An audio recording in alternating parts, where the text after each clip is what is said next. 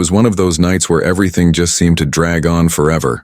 I was clocking out from my bartending gig downtown, the kind of job that leaves you more tired than you started. I remember the streets were unusually quiet, almost eerily so. I reached the bus stop and my heart sank. I had just missed the last regular bus.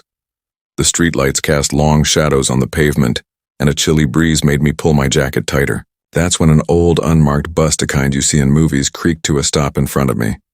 It was bizarre, sure, but my tired feet overruled my brain. I climbed aboard, hoping for a quick ride home.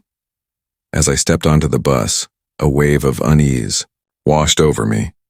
The interior was bathed in a dim, flickering light that barely reached the back. I noticed a few passengers scattered around. They were motionless, eyes fixed straight ahead like mannequins in a shop window. I tried to brush off the creepy vibe as I found a seat near the front. The engine groaned to life and we started moving.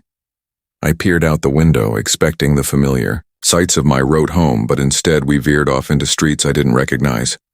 My stomach knotted. Something was definitely not right. It was as if the bus itself was cutting through the night, taking us somewhere unknown. I kept telling myself it was just a detour, some road work I hadn't heard about, but as minutes ticked by, the silence of the bus started getting to me. It wasn't normal, the kind of silence that presses against your eardrums. I glanced around at the other passengers, hoping for some shared looks of confusion or annoyance, but they were unnaturally still, like figures in a wax museum. I leaned towards the guy sitting next to me, a middle-aged man with a gray hat. "Hey, do you know what's up with this route?" I asked, trying to sound casual. He didn't move, not even a twitch. I nudged him slightly, and still, nothing. It was like trying to talk to a shadow. A cold sweat broke out on my forehead.